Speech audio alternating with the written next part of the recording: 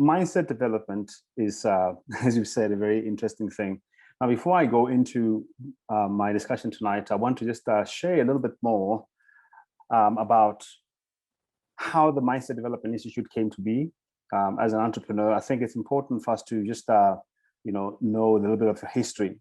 Now, as many people are currently on the talk or on the convention, I'm also from the township, and I think it's important to just give a little bit of a brief understanding of who I am. Now, let's see. Just like most township children, I also grew up very poor. A couple of questions. How long have I gone without food? 4 days. The longest that I've gone without buying any new clothes or shoes, 6 years. The amount of times that I went to school without food and coming back home without food, too many to remember. The longest time that I've lived homeless, 3 months. The least paying job that I've ever taken, 35 rand a day as a cleaner in an ice cream factory. I've also done street vendoring, sometimes didn't make any money any day. I've also sold insurance on the streets. Most of the time, I didn't make anything out of that. The most amount of money that I've ever lost at a time, 500,000, 300,000, too many tens of thousands to even remember. I've had 3 of my cars repossessed at different times, at different stages of my life. The most humiliating experience that actually I've ever had was the moment that I had to ask a friend of mine to give me 150 rand to buy some food, put petrol in my car, and put some data in my cell phone so I can apply for some jobs. 100 and something applications, nothing came out of that. But what is the worst thing that has been that I've ever been called? I've been called a stray dog that is to wake up dead the next day. Now in Sesotho, that's mokoto, and then in Sisulu, it's I think Ngotoi. Why am I sharing all of this? I'm just trying to show you that struggle is part of life. I know the majority of the people that are on call right now have struggled, but many of you grew up in a township in a small town in Ntalendli, unaware of how poverty was framing and shaping the person that I would later become and the struggles that I had to have to deal with because of poverty. Now, I don't want you to feel sorry for me. That's not the point today. I've had amazing victories. Now, there was a point in my life where I had 1.5 million in my account. Everything was good. But then 6 months later, I had minus 150 rand. And then there was the time where I had a most incredible boutique in a mall, 500,000 into the business. And then less than 2 years later, I had to go back and explain to my wife what happened to my investment, and to a friend of mine that had confidence in me, explain to him why he won't be getting back that 75,000 rand investment that he put into my business. But again, don't feel sorry for me, man. I've had an incredible time. I've had love letters from lawyers. I've had nice, friendly visits from sheriffs. And like Mr. Moyo, I also have been well documented on one of the most important bureaus, the Credit Bureau. I thought when my business crashed, it was the worst thing that could ever happen to me. But you know what? At the age of 37, coming back home from church, I walk into my nice fancy house only to find my wife face down on a bloodied pillow, no breath, no warning, just like that, gone. Now, you may ask yourself, why the rah-rah? What is this all about? The reason why is because so many of us know how to climb a mountain and get to the top, but we don't prepare ourselves for what is necessary for us while we're at the top. We are experts at overcoming struggles, but never take time to prepare ourselves to navigate that narrow peak at the top. And because of shame, because of where we come from, we don't ask for help, and slowly we crumble. Now, if we don't do anything to prepare ourselves for the life that we're currently building as entrepreneurs, the sad reality is that you will get to the top and get that big fat bank check account, but as Moyo did mention earlier on, buy that fancy car, made some horrible financial decisions, which later you would have to pay. Oh boy, what happened? Hello?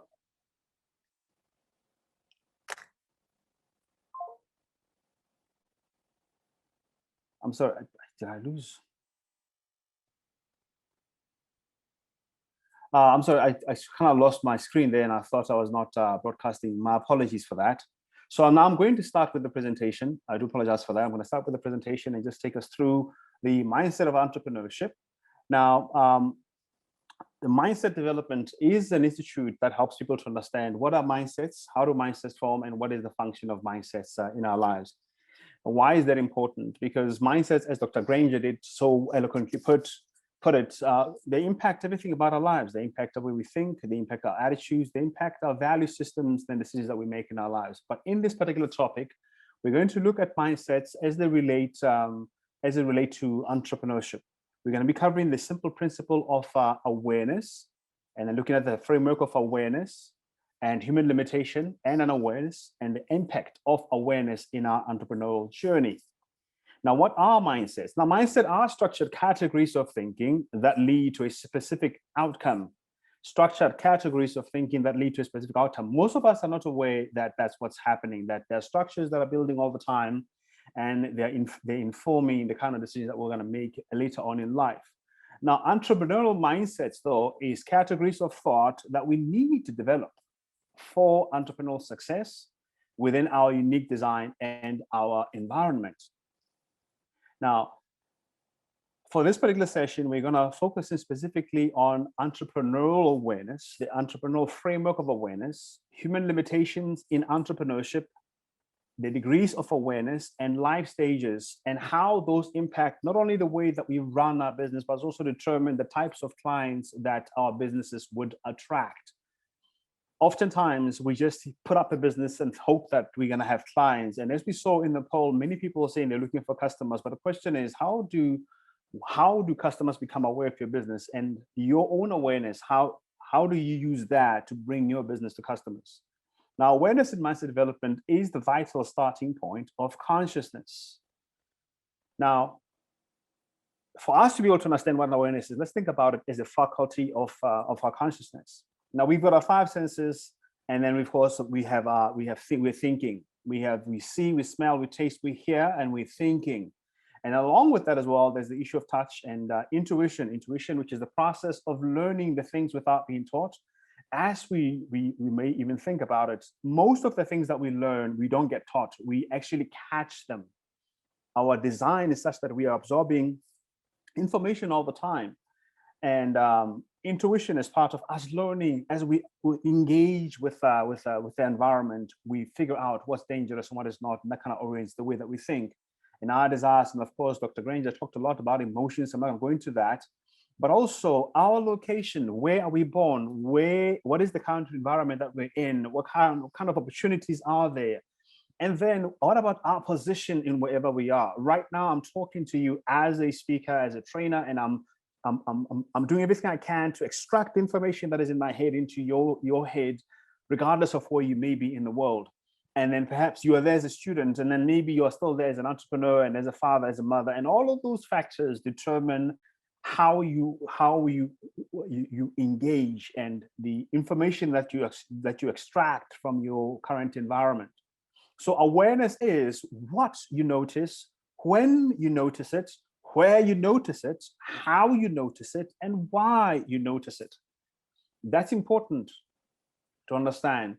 And I like what Faith was doing, because Faith did a lot of questions and questions and questions. And questions are one of the ways that we become aware. And the types of questions that we ask also determine the types of answers that we get. And we'll talk about that as we get to the end. Now, why is right thinking so critical as an entrepreneur, even just as a human being? That's because, in our thinking structure, that's where all of our decisions comes from. But for us to answer that question, we need to answer the question of human limitation. Now, in mindset development, there are five principles. One of those is the principle of human limitation, and awareness is one of them, and influence is the third one. How we are impacted as people, the principle of impact also is the fourth one, and the vital one, which is about purpose. Now, as entrepreneurs, there's a reason why we are in entrepreneurship, and we'll talk about that just now. Now, in terms of our human limitation, The components of our human limitation, we're going to look at that now, how we are impacted by our human limitations, where we are impacted, and how do we respond.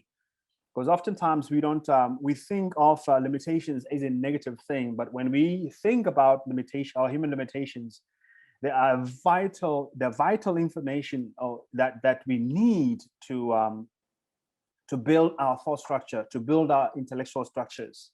If we ignore our human limitations, we're in trouble. Now, there are 5 human limitations to be mindful of: our substance, which is our physical body, the fact that we need to be healthy, our muscles, the height, all of those factors, health and fitness, and it's deteriorating. As soon as we're born, we're dying.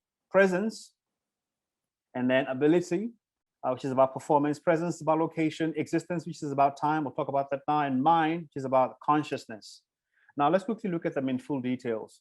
As far as our substance is concerned, our body, brain, and mind, we need to be, healthy. We need to be sharp as far as our concentration is concerned. If we're not sharp in our businesses, we miss a lot of information. Now, think about this with me for a second. Every single human limitation actually presents all the business, all industries that exist in the world. Every human limitation actually is the reason why we have all the industries within the world. Most of the businesses that we set up, they are solving and they're dealing with some element of human limitation. Presence, which is awareness, our reach, our environment, the relationships that we are part of, the institutional structures that we are part of, and also impact. And then there's the factor of performance, which is ability. And inability or inner performance, there are 5 important components for us to be mindful of. The activities that we've got to perform to be able to be successful in our entrepreneurial journey. And not only that, but capacity, which is how much of those abilities can we perform, how much. And competencies, which is about how well can we perform those activities. And fitness, which is a vital fact, which is a vital component, which has to do with the strengths of our businesses. It has to do with the energy with which we perform in our businesses, our flexibility, our endurance, our agility, and not just ability. Now, Faith mentioned the issue of COVID-19. Most businesses did not have agility, which is an ability to get out of the way when harm comes, or at least to be able to handle threats when they come towards your business. And most of the businesses actually went down. Now, if you think about this, you can have the ability, the capacity, the competence, and the fitness in your business, but if you don't have the confidence to be able to perform the activities that you say you can be able to perform, then you are in big trouble. You're in big trouble. We need confidence, and there's a scientific way of being able to build your confidence. And one of those ways is to really be above board as far as understanding what your business is about and the human limitation that your business is solving, and how well can you present those things. We'll talk about that just now. There's factor of existence, which is about time, timing, seasons, age, periods, moments.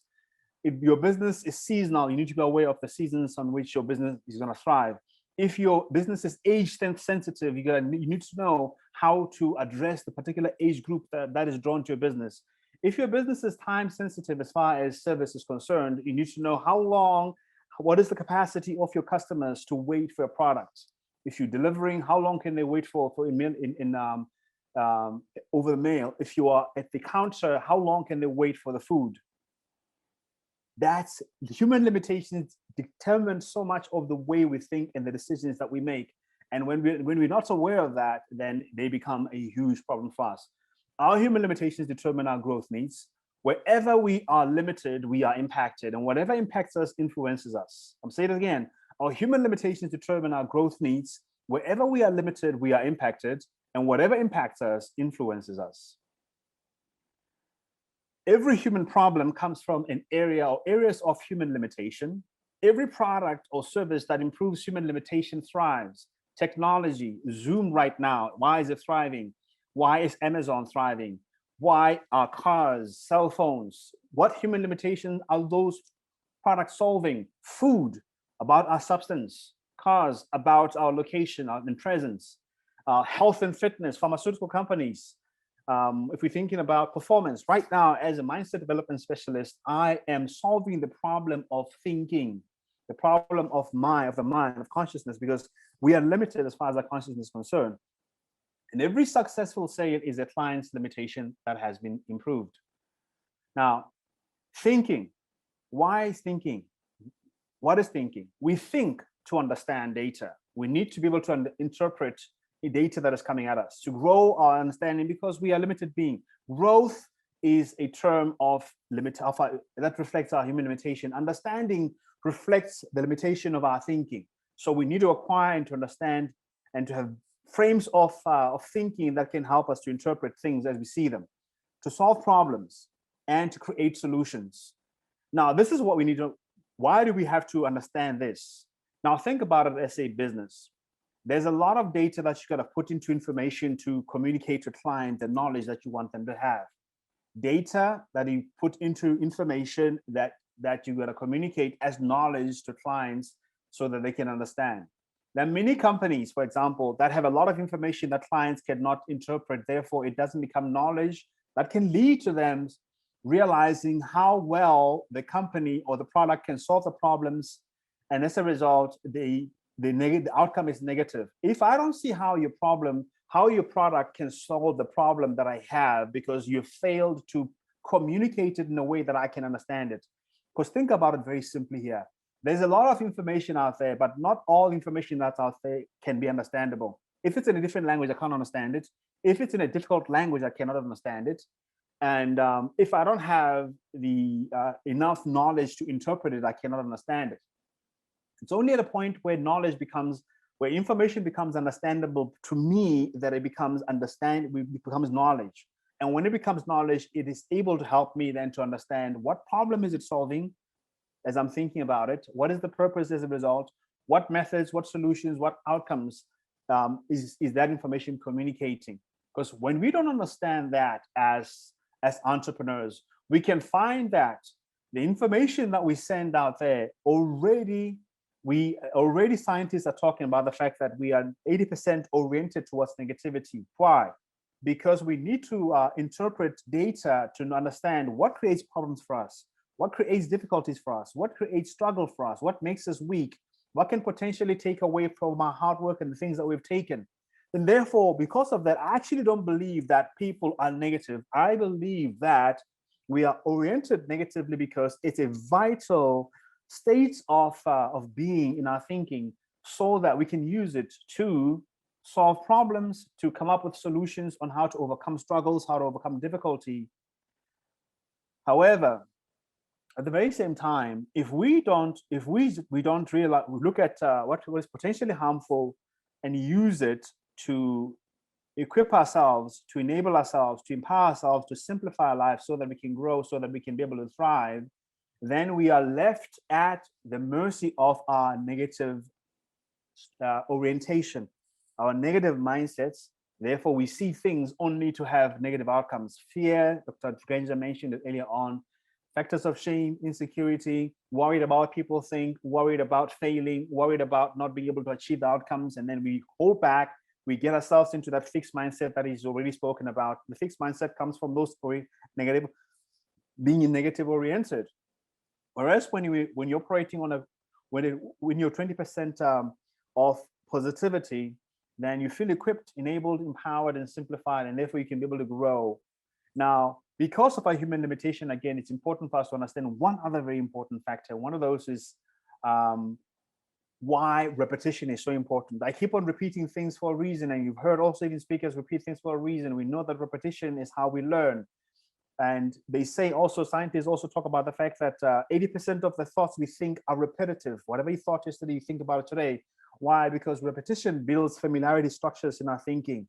Like Dr. Granger was mentioning earlier on, when he walks into Woolies, the familiarity structure helps him to predict where things are. Therefore, he feels stable in that place, he feels in control, and he's got a certain degree of certainty. And as a result, he can make decisions with a lot of ease.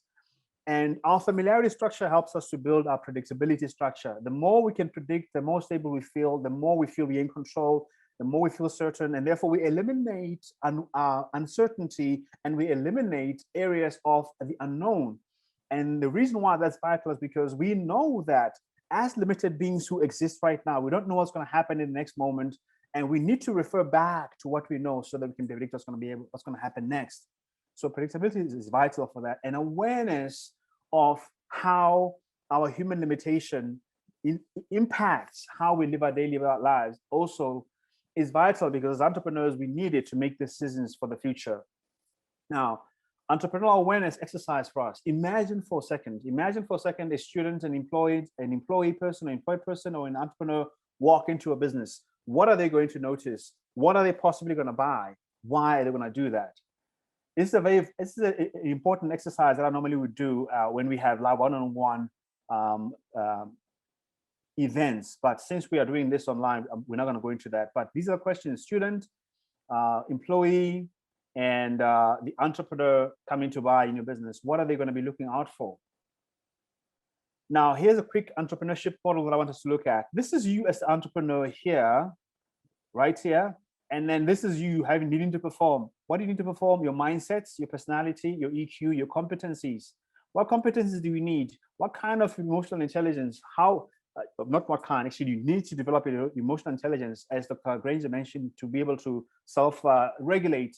And we'll talk about this side just now. And your mindsets, because they orient and help you to make certain decisions, or not help you to make certain decisions.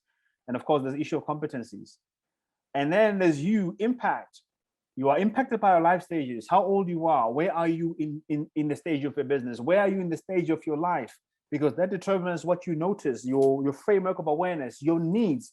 Are they fully met? Are they not fully met? What does your business need? If your business needs funding, then you become very cognizant of how much you're spending. And if you're reckless, that's gonna spell out the end of your business. If you're starting a business at a certain age, you are driven by different factors which don't necessarily come into play when a younger person starts a business. If your business is oriented towards people who are a certain age, what draws them to them? But for you as a person, how old are you right now? And what are some of the life stage issues that are driving the way that you're running your business? If you don't know what those factors are, they're going to run your business to the ground. Most of the time, they will run your business to the ground. Purpose, profitability, service, and growth. Profitability, you serve your customers and then you grow. You keep them happy, as Pio Moya said earlier on.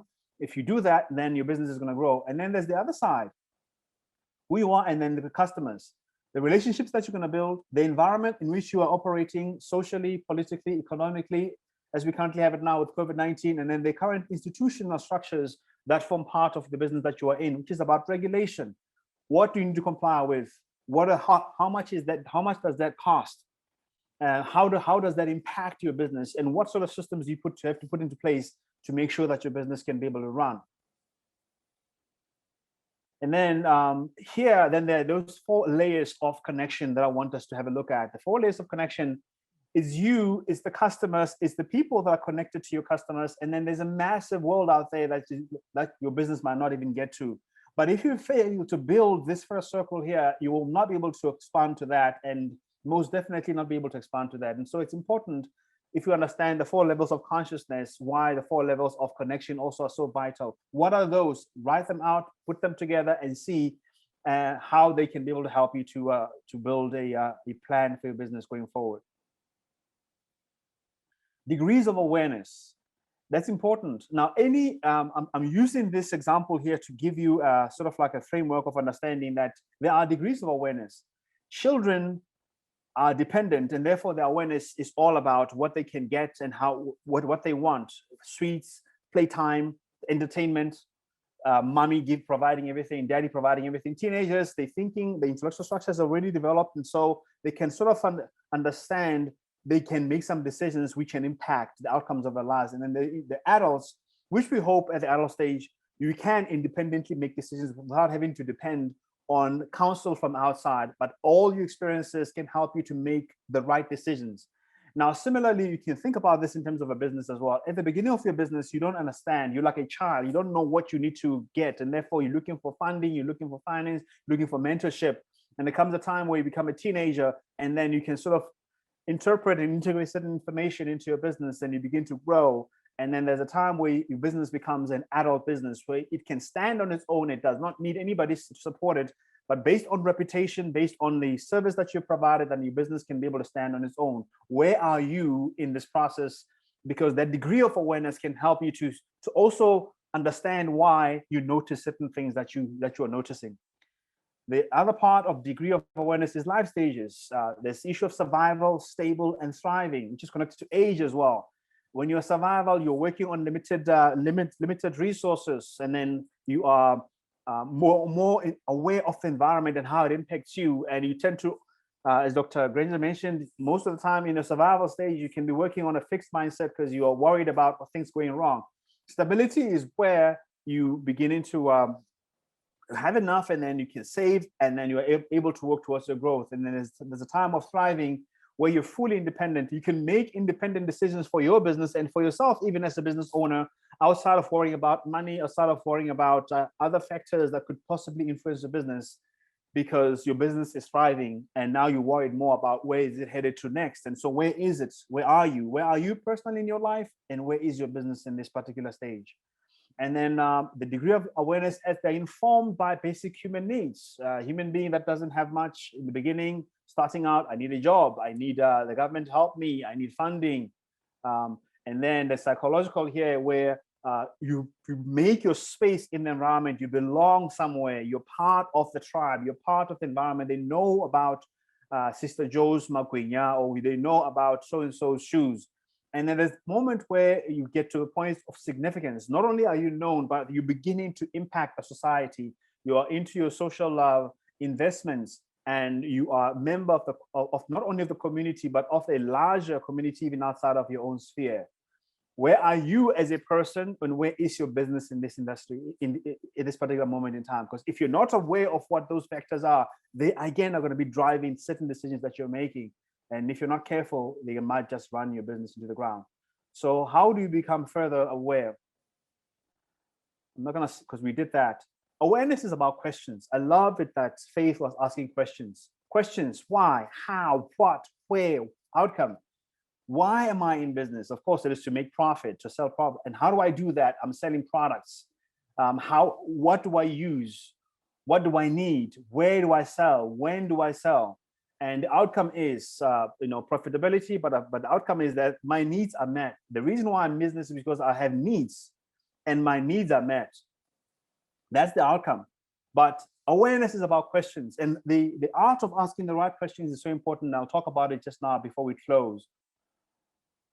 Now, 42% of entrepreneurs identify the market through psychographic variables, attitudes, beliefs, and emotions. Simply put, mindsets. 58% of entrepreneurs identify the market through behavioristic variables, which means readiness to purchase, attitude, and loyalty. Readiness to purchase, life stage is a big part of that. Their own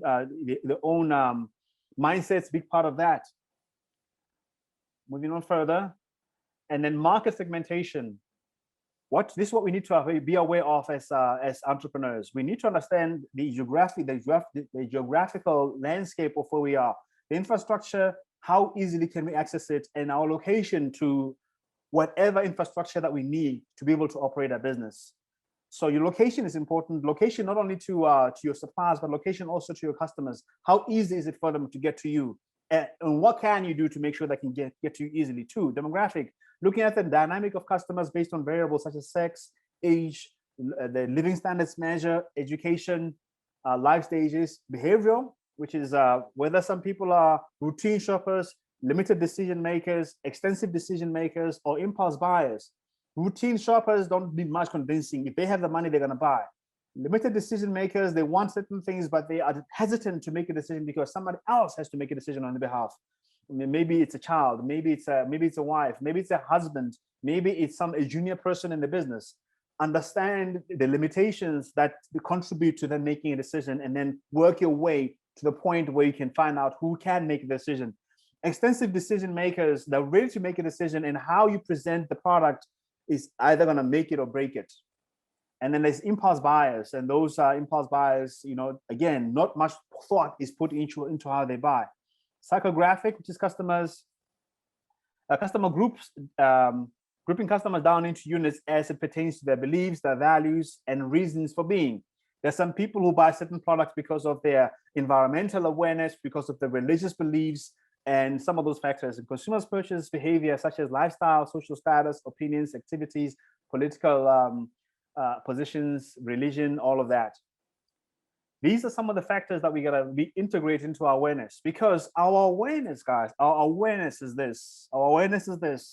What you notice determines the questions you're going to ask. The questions you ask determines the answers you're going to get. The answers you're going to get determines the decisions that you're going to make. And the decisions that you're going to make determines the outcomes, whether they be positive and whether they be negative. Awareness is so important in entrepreneurship. Entrepreneurs who have a low degree of awareness make mistakes that they should not make, because what you notice also determines the kind of mistakes you're going to make as you extracting answers, questions from what you are looking at, the data you're looking at, as you interpret it into information, as it becomes knowledge for you. It's vital to ensure that you've got the right frameworks of awareness for the business that you are in. And that means, like many of us doing right now, being part of these types of courses that you are right now, listening to the people that talk to what you do. And the question I'm going to ask you today is this: what are you doing today? What are you doing on a daily basis to become better than you were yesterday? What are you doing to make your businesses more in demand, more attractive, more seeable, more accessible? How are you making, what are you doing for you as a service provider to make yourself more valuable? Somebody asked me yesterday, what am I doing? I didn't have a work, and I said to him, I'm making myself more moneyable. I'm making myself more moneyable, because if I'm not here doing this, getting paid for it, I am also in front of my computer, learning more about mindset development, putting more frames into what I do. And what you're seeing right now is only but one element of the 5 principles of mindset development. That is, doesn't even include the types of the 7 mindsets that I talk about. And then that doesn't include even the 7 steps that you got to go through to develop new mindsets in connection specifically to whatever it is that you are operating in right now. Because as I've said, as a mindset development specialist, for my job is to train people or teach people to know what mindsets are, how do they form, what is the function of mindsets in their lives, and how can they best create the types of mindsets that can be able to help them to build the life that they live. Because I realized for me at some point, it wasn't that I lacked intelligence, it wasn't that I lacked resources or that I lacked opportunity or that I did not have what I needed to succeed, but it was in the way that I think, who I thought I was relative to who I thought other people were, relative to what the environment I was a part of and what the environment called me. I mentioned what some of the names the environment called me. I mentioned some of the experiences that I went through as a poor young child who, for most of his life up until I started working, didn't have anything new, just living off secondhand. With that being said, there's a lot that I can say, but that's my take for now. Thank you so much.